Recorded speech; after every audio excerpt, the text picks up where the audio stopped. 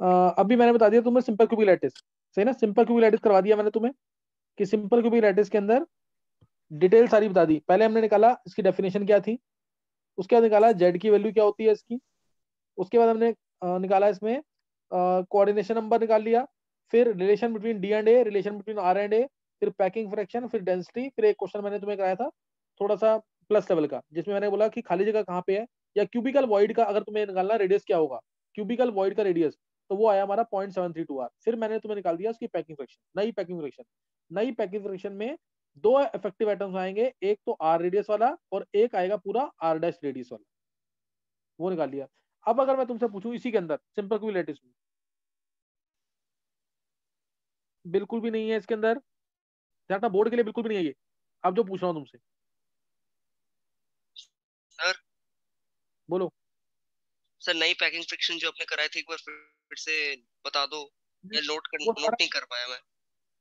कुछ नहीं होता ऋषि, वो खुद ट्राई करना है, वो वाले क्वेश्चन, ऐसे ठीक क्वेश्चन है। तुम्हें खुद ट्राई करने हैं। हाँ, जो बोर्ड ठीक। लेवल का काम है वो सुन लेंगे एक बार, वो 10 बार पूछो तुम, ऐसे वाले क्वेश्चन तुम्हें खुद ट्राई करने हैं। नहीं होगा तो चाहे 10 दिन बाद 15 दिन बाद दोबारा पूछ लेना, लेकिन अभी नहीं, अभी ये वो उनको खुद ट्राई करना है। बेसिक्स क्लियर होने चाहिए सारे। अब देखेंगे, ध्यान देंगे, मैंने तुम्हें निकलवाया सिंपल क्यूबिक लैटिस में कोऑर्डिनेशन नंबर आया है 6, इसमें किसी को कोई डाउट नहीं होगा। अगर मैं तुमसे पूछूं इसके, वो और 6 जो है वो इसके नियरेस्ट नेबर है, अगर मैं तुमसे पूछूं इसके नेक्स्ट नियरेस्ट नेबर कितने होंगे, फर्स्ट नियरेस्ट नेबर तुमने निकाल लिया,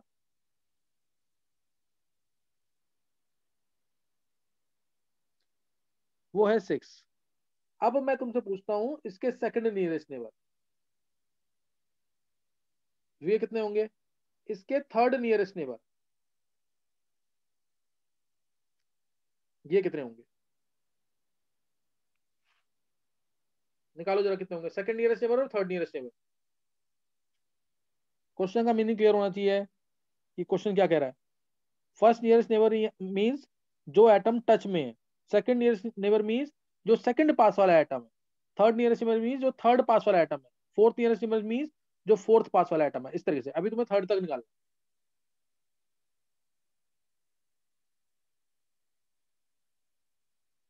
क्वेश्चन क्लियर हो गया कि नहीं है? Yes sir. चलो दोनों ट्राई करो जल्दी से।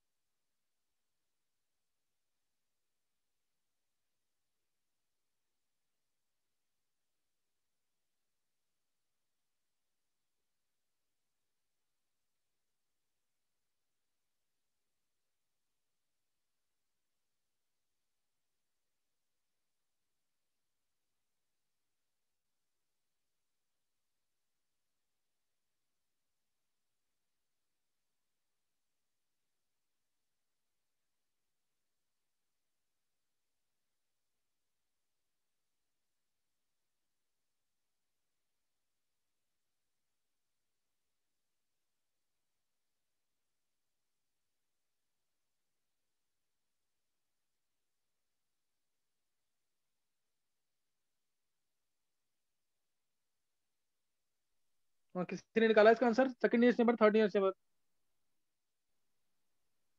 सही कुणाल। 9। 11th वाले किसी बच्चे ने निकाला है? 9। ये मुकुल तू बोल रहा है? हाँ सर। कितना निकला तेरा? सर 9। नहीं। और कोई? महिका का, चलो थर्ड निकाल लिया, महिका सही है थर्ड भी। चलो अब मैं एक बता रहा हूँ तुम्हें सेकंड नियरेस्ट नेबर, किसी भी 11th वाले बच्चे को बोलना आंसर इसका, सेकंड नियरेस्ट नेबर, देखो सेकंड नियरेस्ट नेबर अगर निकालना है, सेकंड नियरेस्ट नेबर, ये एटम मैं चेक कर रहा हूं, इसका निकालना है मेरे को। ये इसका फर्स्ट नियरेस्ट नेबर है, ये इसका फर्स्ट नियरेस्ट नेबर है, ये भी इसका फर्स्ट नियरेस्ट नेबर है इस यूनिट सेल के अंदर। कोई डाउट तो नहीं है जो टच में है ये। अब सेकंड नियरेस्ट नेबर आएगा इसका कौन सा, ये वाला, ये एटम। कोई डाउट, √2a के डिस्टेंस पे होगा कि नहीं, √2a के डिस्टेंस पे। जिसको हाँ नहीं सर। समझ आएगा छोड़ देना इस टॉपिक को, बोर्ड में नहीं पूछेंगे कुछ भी इससे रिलेटेड। इवन कोऑर्डिनेशन नंबर भी ज्यादा डिटेल में नहीं है बोर्ड में। ये समझ आ गया कि नहीं? हाँ सर, आ गया। ऐसे इस रूम में कितने हैं, एक ये भी √2a पे, ऐसे ये भी √2a पे, नहीं समझ आया? ये हाँ। 3 √2a पे। अब अपने रूम में भी जहां पे तुम बैठे हो ना, जिस रूम में, उसमें भी सोच लो, ये फ्लोर के अंदर √2a पे, ये किसी एक वॉल के साथ √2a पे, ये उसके साथ वाली वॉल के साथ √2a पे। समझ आ गया कि नहीं? आ गया। हाँ। अब इसी को मैं कन्वर्ट करूंगा, देखो आगे। कुणाल कितना आंसर निकला है? सर 12। बहुत अच्छे। देखो दत्त, ये लिखा मैंने, ये इसको लिया ना मैंने। अब इसको सेंटर मानते हुए स्क्वायर बना दो ऐसे, ये देखो ये बन गया। क्या नहीं समझ आया? यहाँ पे भी होगा एक, यहाँ पे भी होगा और यहाँ पे भी होगा, हो गए 4 की नहीं, एक से। ये पूरा फ्लोर जो है 4 रूम में एक्सटेंड होगा कि नहीं?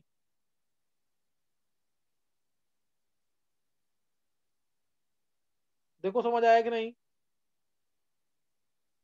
अपने रूम में जहां बैठे हो उसको ज्यूम करो, कॉर्नर वाले एटम को लो, और फ्लोर से एक डायगोनल निकाला, ऐसे 4 डायगोनल घूमेंगे।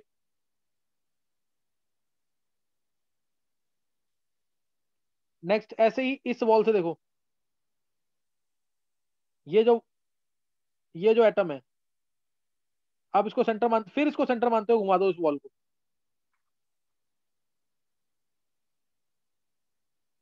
नहीं समझाया? ये वॉल घुमा दी मैंने, एक मिनट थोड़ा सा गलत हुआ है। ये वॉल घुमाओ दोबारा, इसको इस तरीके से।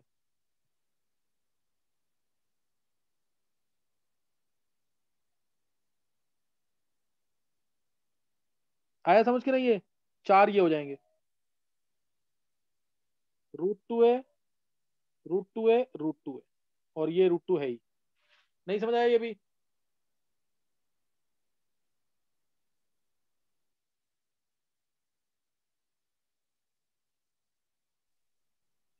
अब एक √2a पे जो ये वाला था,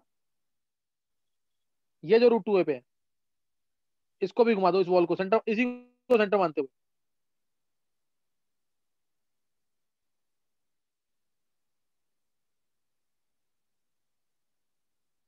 समझ आया कि नहीं? ये √2a पे ये, √2a पे ये, और √2a पे इधर। क्लियर हुआ कि नहीं? ये 12 आएगा आंसर।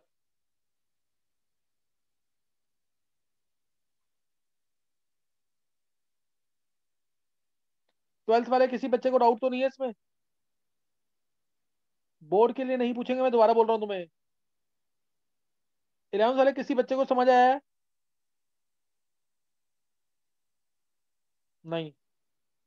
अनन्या,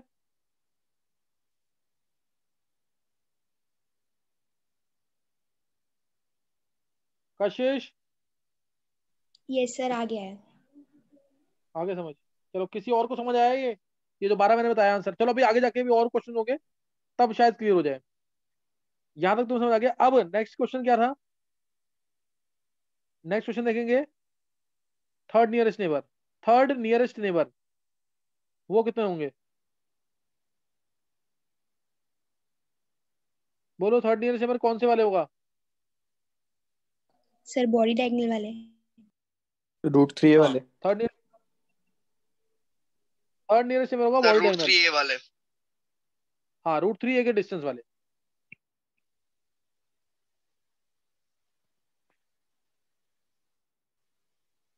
देखो अब थर्ड नियरेस्ट नेबर मैं बता रहा हूँ जो बॉडी डायगोनल वाले हैं, और वो तुम्हें सबको पता है। ये इस रूम में सिर्फ एक ही आएगा, ये रहा, इसके साथ इसका डिस्टेंस। अब इस कॉर्नर, इसको मैं टच करवा रहा हूँ, इसके साथ टोटल 8 रूम टच में होंगे, अभी बताया पीछे मैंने, हर एक के बॉडी डायगोनल पे होगा कि नहीं। इस कॉर्नर से 8 रूम टच में होंगे, हर एक के बॉडी डायगोनल पे, यहाँ पे कह लो, समझ गए कि नहीं, ये जो मैंने पीछे बताया था तुम्हें भी, तो इसलिए 8 आएगा। ये है 12, ये 8। नहीं क्लियर हुआ अब भी? 11th वाले किसी भी बच्चे को समझ आया ये, किसी भी एक बच्चे को? यस सर आ गया है। थर्ड नियरेस्ट नेबर आ गया। यस सर आ गया। नहीं आ गया, चलो कुछ नहीं था। सेकंड अपने आप आएगा ये। जिसको थर्ड समझ आ गया ना, उसको एटलीस्ट कंसेप्ट क्लियर हो गया है कि ये कंसेप्ट क्या है, क्या रहा है। तो तो ये सर हमने हर आइटम से क्यूब बनाने हैं और उसके साथ साथ करने हैं, ऐसे ही करना है ना? बिल्कुल, ये रूम में जहां बैठा है ना तू, वहां पे भी तुम सोच सकते हो, उधर भी सोच सकते हो, कई बच्चे ऐसे भी सोचते हैं। चलो नेक्स्ट अब मतलब नोट करना है। साइड के घरों के जो कॉर्नर है वो चूज करने हाँ पड़ेंगे। उनको लेना है, जो इसका टच में है। एजम्पशन करनी पड़ेगी कि सिमेट्रिकल रूम है सारे। नेक्स्ट नोट करना है face centred cubic. Simple HCC हमने पढ़ लिया है, अब है फेस सेंटर्ड क्यूबिक। ध्यान रखना, उसमें एक चीज मैंने बताई है जो मैंने बहुत कम बोला था, cubical void. Cubical void means 0.732 R. R dash क्या था, उसका रेडियस था 0.732 आर वो। अब फेस सेंटर्ड क्यूबिक, इसकी डिटेल एफसीसी। आगे मैं बताऊंगा कि एफसीसी और सीसीपी दोनों सेम होते हैं। Cubic close packing, CCP means cubic close packing, FCC and CCP are same. पहले इसकी डेफिनेशन, जिसमें एटम्स कॉर्नर्स में तो है ही, साथ में हर एक फेस के सेंटर पे भी है।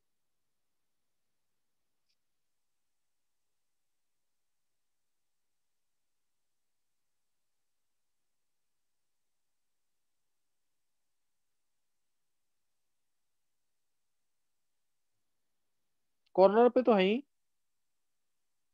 और हर एक फेस के सेंटर पे भी है।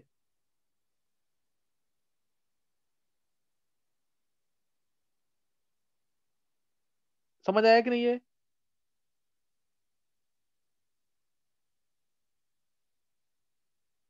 बोलो।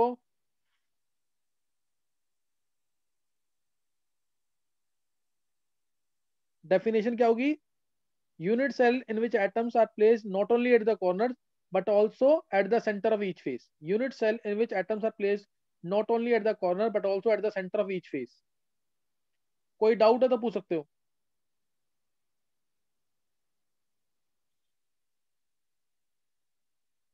बोलो, किसी को पूछना है? Unit cell in which atoms are placed not only at the corner but also at the center of each face.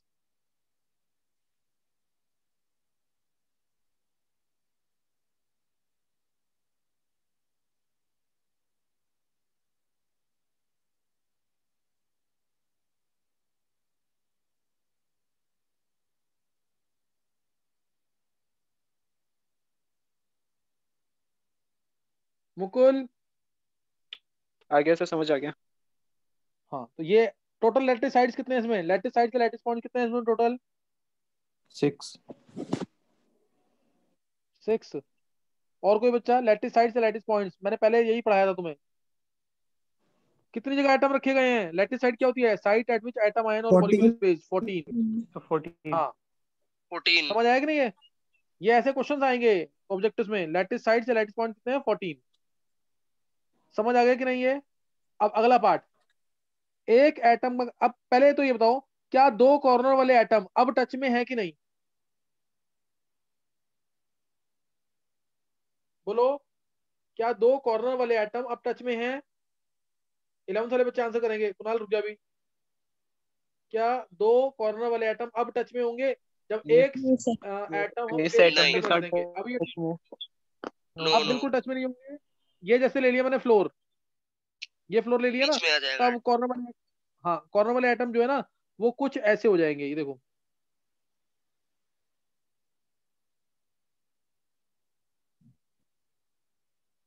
और ये फेस सेंटर वाला।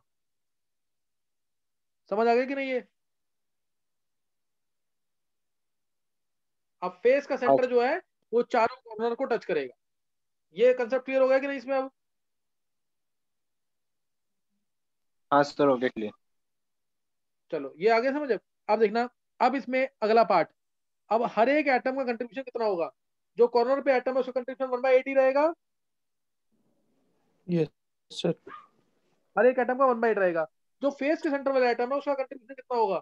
1/2। This unit cell half half one होगा। बाई टू किसी को भी ढकना है तो इसके नीचे स्फीयर क्यूब रख देंगे, है ना। आधा ये इस रूम में होगा, आधा नीचे वाले रूम में होगा, जिसको मैंने हाफ लिखा है। हाफ होगा ना कंट्रीब्यूशन? Yes sir. नहीं क्लियर होगा? हाँ सर, हाफ ये होगा। बात समझ। बुक के ऊपर एक ना, एक बुक के ऊपर अपने बुक लेना कोई हैवी सी, उस पर एक रबड़ रख दो। अब उस रबड़ को रखना तो उसके ऊपर एक और बुक रखनी पड़ेगी कि नहीं? समझे कि नहीं? ऐसे सोच यस लो। सर हाँ, तो इसलिए half half half half contribution आ जाएगा। अब बताओ इसमें जेड की वैल्यू क्या होगी? रैंक इफेक्टिव एटम्स कितने होंगे? ये बोर्ड के लिए इंपॉर्टेंट 3 बहुत। इफेक्टिव एटम्स कितने होंगे अब? 3 सर। और टोटल कौन देगा बताना है या आंसर? फिर सिर्फ फेस सेंटर वाले? Total total effective atoms in FCC. हाँ सही है वंश, 4 4 आएगा। 1/8 इंटू 4। 8 तो आएगा ही आएगा। हाँ, प्लस हाफ इंटू 6, ये आ गया 4। ये है जेड की वैल्यू या रैंक। जेड याद रखना न्यूमेरिकल के लिए, जेड की वैल्यू या रैंक। कोई डाउट? लैटिस साइड्स या लैटिस पॉइंट्स 14 है, लेकिन इफेक्टिव एटम्स कितने हैं? 4। जेड की वैल्यू 4, रैंक 4। कोई डाउट? नहीं सर। सही ना। तो ये आ गया इफेक्टिव एटम्स इसके अंदर। Clear? This is effective atoms. ये इफेक्टिव एटम्स आ गए। नेक्स्ट क्या निकालना था हमें इसके अंदर? अब कोऑर्डिनेशन नंबर। बताओ क्या होगा कोऑर्डिनेशन नंबर? बोर्ड के लिए इंपॉर्टेंट नहीं है ये। कोऑर्डिनेशन नंबर कितना होगा? सर 1 नहीं 1 4 सर 8 10। दोबारा दोबारा सुनेंगे। पूरा लैटिस अज्यूम करना है, नहीं तो फिर गलत निकालोगे पीछे की तरफ। सर 8 हाँ वंश सही है। सर 10। चलो और ट्राई करो। नहीं नहीं, 12। 12। 11 वाले बच्चे आंसर करेंगे। किसने बोला 12? मुकुल। बता मुकुल कैसे? सर जो कॉर्नर वाला है वो तो 6 से होगा। हाँ। और जो कैसे हो गया? बीच वाला है ना, मेरी बात जो सुन, कहाँ बीच से में 6 से हो गया? अब कॉर्नर वाला कॉर्नर को टच थोड़ी कर रहा है। हाँ हाँ। नहीं तो बीच वाले ले लेंगे ना। बीच वाला ये तो इन 4 से, और नीचे क्यूब होगी उसके नीचे वाले 4 से होगा। हाँ। और हाँ, यही है तो। चलो और किसी 11 वाले बच्चे को आंसर करना है?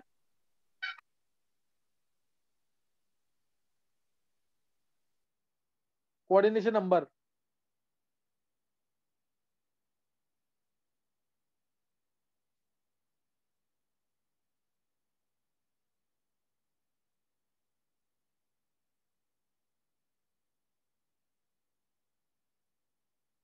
रितिका का 8 आया आंसर। और कोई? चलो अब देखेंगे 12 वाले बच्चों में से कोई आंसर करेगा। Coordination number of FCC. कितने एटम है जो एक एटम को टच करेंगे? Nearest neighbour atoms. चलो देखेंगे। कुणाल बोला आंसर। सर एक सेकंड निकाल रहा हूँ।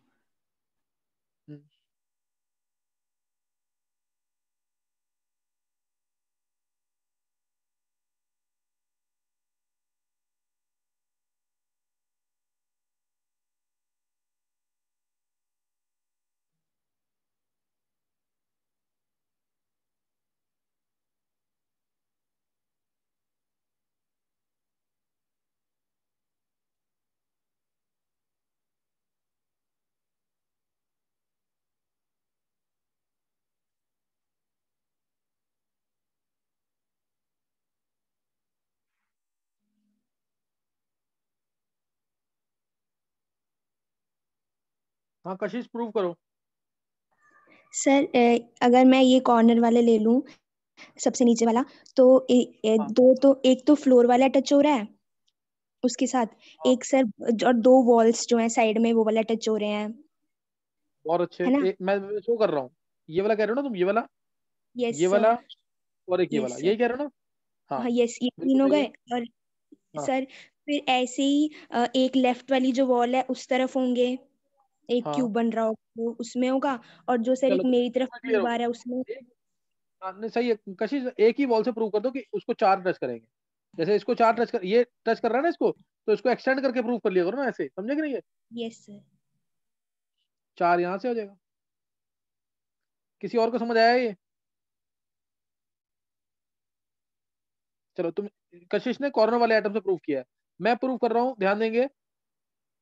एक बार फेस सेंटर वाले आइटम से भी, एक बार कॉर्नर वाले आइटम से भी। एक बार फेस सेंटर वाले से, एक बार कॉर्नर वाले से।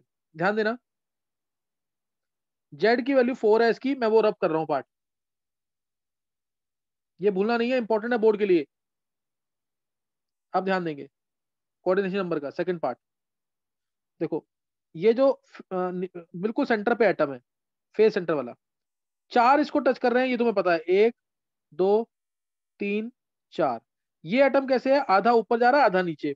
जब ये आधा ऊपर जाएगा, जब ये आधा ऊपर जाएगा तो 4 ये वाले एटम टच करेंगे इसको। कौन कौन से? जो चारों वॉल्स पे है, ये एक वॉल, ये दूसरी वॉल, ये तीसरी वॉल, ये चौथी वॉल। वो सीलिंग वाला टच नहीं करेगा, ये टच नहीं करेगा, सही ना, ये टच नहीं करेगा। समझ आया कि नहीं है? क्योंकि ये एटम कैसे जा रहा है, आधा ऊपर की तरफ जा रहा है और आधा नीचे वाले रूम में। समझे कि नहीं है? और जो नीचे वाले रूम की 4 वॉल्स होंगी, कॉर्नर तो कॉमन है, नीचे वाले रूम की जो 4 वॉल्स होंगी वो भी इसको टच करे, 1 2, एक पीछे और एक इधर। समझ आया कि नहीं है? तो 4 कॉर्नर वाले एटम, 4 वॉल्स वाले ऊपर और 4 नीचे वॉल्स वाले, यानी 12 हो जाएगा। नहीं समझ आया? ये आ गया। 12 आएंगे इसमें।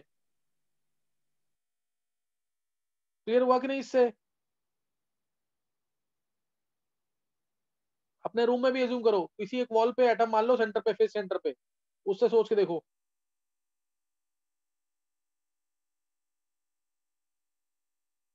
हाँ नहीं सर आ क्लियर हो गया रहा? समझ। अच्छा अब मैंने प्रूव किया फेस के सेंटर को लेकर, सेम आंसर आना चाहिए अगर तुम कॉर्नर वाला आइटम भी लोगे। कॉर्नर वाला आइटम भी लोगे तो सेम आंसर आना चाहिए। देखो इधर मैं ले रहा हूँ कॉर्नर वाला आइटम। सर सेम ही आ रहा है। हाँ सेम ही आएगा, उसका आंसर तो वो सेम ही आएगा। सेकंड नियरेस्ट वाला हो जाएगा उसमें, अगर एफसीसी की तरह देखे तो हम, हाँ बिल्कुल। डायगोनल्स की तरह। हाँ देखो अब कॉर्नर वाला आइटम ले, एक बार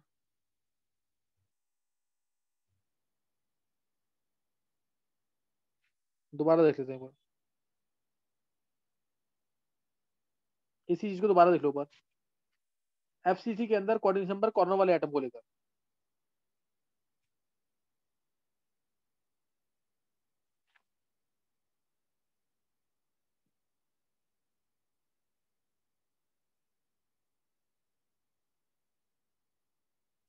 ये ले लिया कॉर्नर वाला आइटम, इसको देखो। अब इसको कौन कौन टच करेगा इस रूम के अंदर?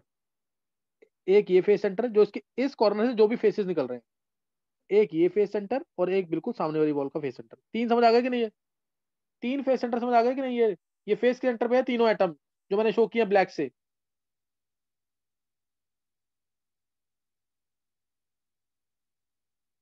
रूम में चाहो रूम में भी जूम कर सकते हो।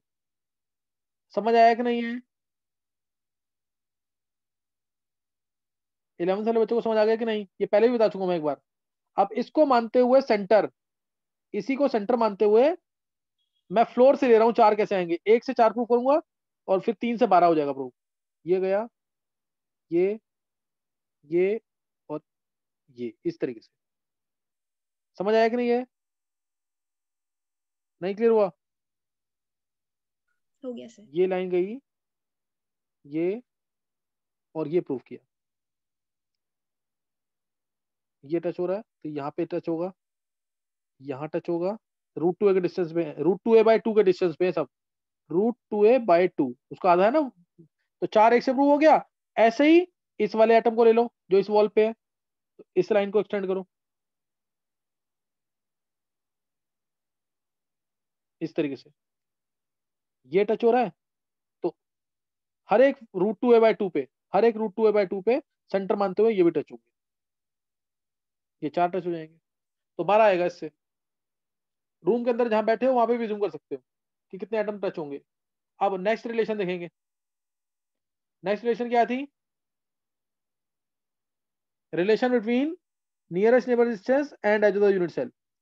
Relation between D and A, बताओ क्या रिलेशन होगी 11th वाले बच्चे? डी और ए, डी क्या है? नियरेस्ट नेबर डिस्टेंस, यानी दो एटम जो टच कर रहे हैं सेंटर से सेंटर का डिस्टेंस उनके बीच में। रिलेशन बिटवीन डी एंड ए क्या होगा?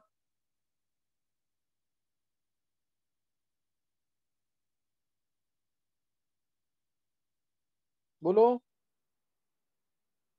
√2a/2। √2a/2, सेंटर से सेंटर का डिस्टेंस, जो दो एटम आपस में टच में है वो यही दोनों एटम है, पूरा डिस्टेंस √2a फेज एंगल का, तो उसका आधा क्या होगा? √2a/2। तो डी जो आएगा वो √2, ये न्यूमेरिकल के लिए बहुत इंपॉर्टेंट फॉर्मूला, यानी a/√2, और डी होता है हमेशा 2r, तो डी की जगह टू पुट कर देंगे, डी इस डी की जगह 2r पुट कर दो, तो r आ जाएगा a/2√2। फॉर्मूले भूलने नहीं है, 10 बार लिखो, तुम्हें याद रहना चाहिए फॉर्मूले, ये फॉर्मूले भूलना मत बिल्कुल भी। एफसीसी का और बीसीसी के फॉर्मूले यूज होते हैं, समझ आ गया कि नहीं? ये d = a/√2 और r = a/2√2, गलती मत करना इसमें। अब नेक्स्ट क्या निकालेंगे? Packing fraction. नेक्स्ट निकालेंगे इसके अंदर पैकिंग फ्रैक्शन। पैकिंग फ्रैक्शन का फॉर्मूला क्या था? Volume of sphere upon volume of unit cell. Upon volume of unit cell. Spheres कितने हैं? z into volume of each sphere by volume of unit cell क्या होगा? a3। अब z की value क्या लोगे? 4। वॉल्यूम ऑफ ईच स्फीयर यानी 4/3 πr3, और a की वैल्यू क्या होगी r के टर्म्स में? 2√2r। हाँ, a क्या है? 2√2r। देखो पीछे से चेक कर लो ना, 2√2r, a की वैल्यू 2√2r का होल क्यूब। तो सॉल्व करने पर क्या आ रहा है? चेक करना एक बार। सॉल्व करने पर पाई के टर्म्स में बोलो क्या आ रहा है? π/3√2। π/3√2। हाँ ये सर, सॉल्व करोगे तो 5/3√2 आ रहा है। अप्रोक्सीमेटली आएगा 0.74। देखो पैकिंग फ्रिक्शन ज्यादा आ गई कि नहीं? 74% आ गई ना पैकिंग फ्रिक्शन ज्यादा इसमें। हाँ सर। तो पैकिंग फ्रिक्शन आ गई 74%। और डेंसिटी ऑफ यूनिट सेल क्या आएगी इसमें भी? Mass of unit cell by volume of unit cell. Mass क्या होगा? z into mass of each atom divide by a3। तो सॉल्व करेंगे तो क्या आएगा? Zn/a³ into n0। पता नहीं ये? हाँ अब सर। z की वैल्यू क्या होगी इसके अंदर? 4। z की वैल्यू कितनी होगी? 4। और a क्या होगा? 2√2r, अगर r गिवन है तो। कई बार a डायरेक्टली दे देते हैं। समझ आ गया? ये एफसीसी समझ आया कि नहीं? Yes sir. अब एफसीसी समझ आ गया ना? नेक्स्ट इसके अंदर है, नेक्स्ट जो अब इंपॉर्टेंट है, मान लो अगर इसकी तुम्हें एफिशिएंसी, अब इसकी एफिशिएंसी ज्यादा आई है, क्यों? क्योंकि इसके जेड की वैल्यू 4 आई थी, और एससीसी के अंदर सिंपल क्यूबिक लैटिस में जेड की वैल्यू 1 आई थी। अब मान लो इसकी पैकिंग फ्रैक्शन तुम्हें और बढ़ानी है, तो कैसे बढ़ाएंगे बताओ? अब इसकी पैकिंग फ्रैक्शन और इंक्रीज करनी है, तो सेंटर पे रख देंगे। सेंटर पे। और सर जो एज है, वो जो एजेस है उनके बीच बीच में एक रख देंगे। बहुत अच्छे, ये एजेस पे ही रखेंगे, सेंटर पे नहीं रखेंगे। एक ही टाइप का स्फीयर रखना है, चाहे वो कितने भी रख लो। तो एज के सेंटर पे एटम रख के, कहाँ रखेंगे? एज के सेंटर पे। खाली जगह आएगी ना अब, क्योंकि एज के बीच में खाली जगह छूट गई है अब। तो अब एज के बीच में, जैसे ये एज होगी, उसमें खाली जगह बची होगी, ये है बीच में खाली जगह बची, यहाँ पे रख दिया छोटा स्फीयर, रेडियस r'। रेडियस क्या है इसका? r', और इसका इधर कितना है? r। तो तुम्हें r' और r में रिलेशन निकालनी है, बताओ क्या रिलेशन होगी? अब यहाँ पे हमने छोटा सा स्फीयर रख दिया r' रेडियस का। r' और r में क्या रिलेशन होगी इसमें? A = 2 × r' + r। हाँ, a जो ट्वाइस ऑफ r + r' तो होगा ही, और a को क्या लिखते हैं हम? 2√2r लिखा ना 2√2r। पीछे। सेम वैसे ही करना है question, twice of r + r', 2 से 2 कैंसिल, तो r आ गया 0.414, r' आ गया 0.414r। कोई डाउट?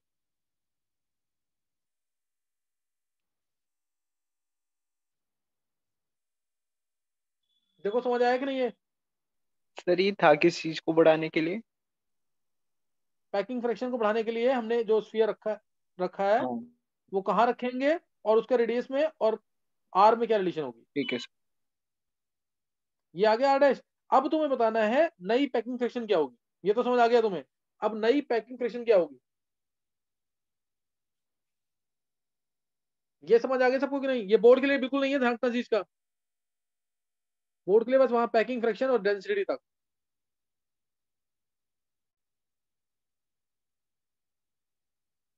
अब नई पैकिंग फ्रैक्शन क्या होगी मैं रब कर रहा हूं यहां से। बस आर डैश याद रखना 0.414 आ रहा है। नई पैकिंग फ्रैक्शन फिर मैं डायरेक्ट लिख रहा हूं। पहले बताओ जो एज के जो सेंटर एज के सेंटर पे जो एटम रखा है वो वाले एटम कितने होंगे टोटल, ये बताओ फिर पता लग जाएगा आंसर। एज के सेंटर पे जो मैंने एटम रखा है वो कितने होंगे? सर 12। 12 3 नहीं, उसका कंट्रीब्यूशन कर, इफेक्टिव इफेक्टिव सर 3। 1/4 होगा सर उसका वन बाई कंट्रीब्यूशन। फोर हाँ 3 वन बाई होंगे। फोर 1/4 इंटू बाय 12 ये बात समझ आएगी। 3 होंगे। 3 होंगे कि नहीं?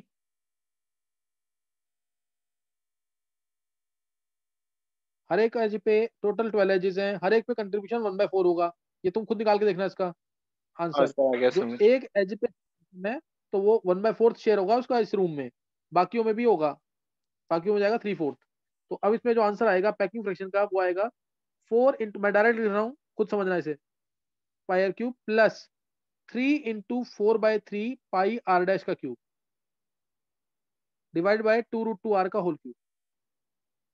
और आर डैश और आर में रिलेशन अभी हमने प्रूव कर दिया। आर डैश की वैल्यू पुट कर देना, वहां से निकाल लोगे कि नहीं? है निकाल लोगे कि नहीं? सर आर डैश की वैल्यू क्या थी आर के टर्म्स में? 0.414 आर ठीक। निकाली थी ना पीछे भी। यस। समझ आया कि नहीं है?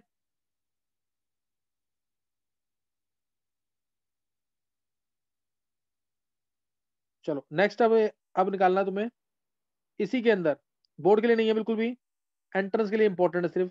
क्या निकालेंगे अब इसके अंदर? फर्स्ट नियरेस्ट नेबर तुमने निकाल लिया, सेकंड नियरेस्ट नेबर कितने होंगे, थर्ड कितने होंगे, फोर्थ कितने होंगे, फिफ्थ कितने होंगे?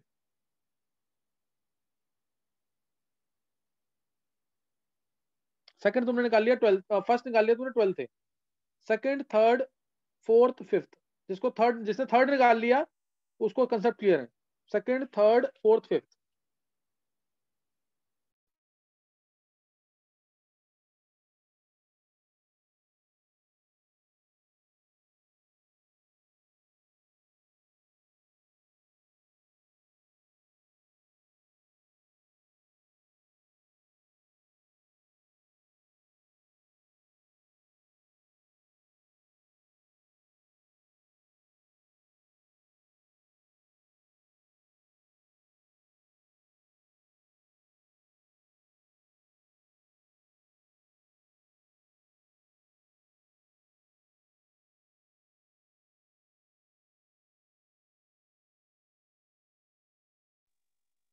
तो 0.7 या 0.8 कुछ आ रहा था न्यू पैकिंग फ्रैक्शन।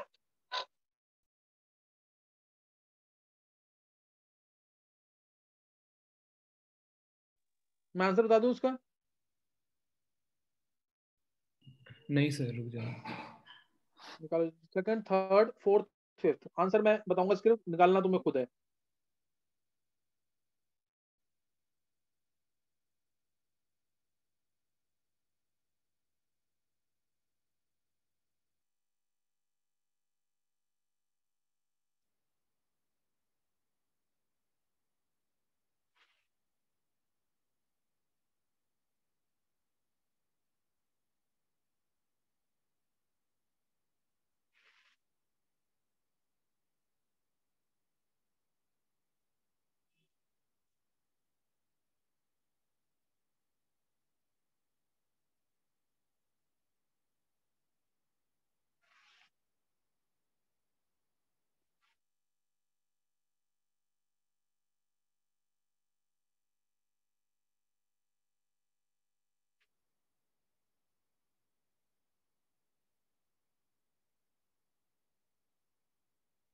हाँ कुणाल सही है बिल्कुल।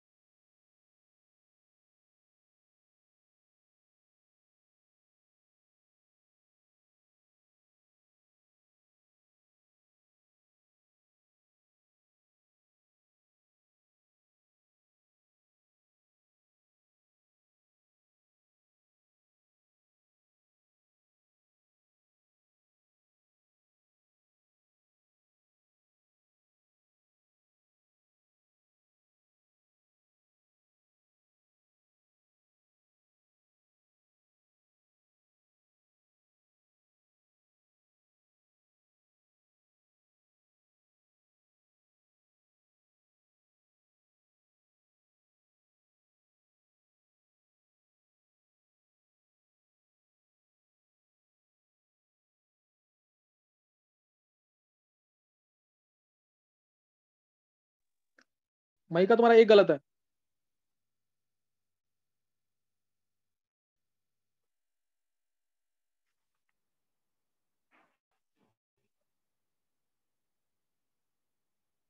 चलो देख लो बार,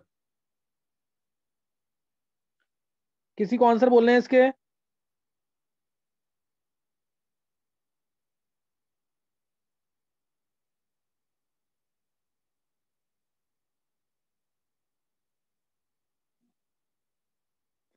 चलो सेकंड ईयर नेबर इसका कौन सा होगा?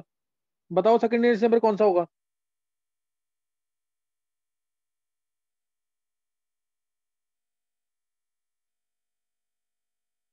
Sir edge. सर अगर कॉर्नर से देखते हैं फर्स्ट तो ये सामने है की ही, वॉल वाला। हाँ कॉर्नर से कॉर्नर वाला, तो ये डिस्टेंस ए है। ये तो तुमने निकाला था सिंपल क्यूबिक में, 6 आया था कि नहीं ये कोऑर्डिनेट नंबर? Yes sir. इसका 6 आया था, नहीं ध्यान?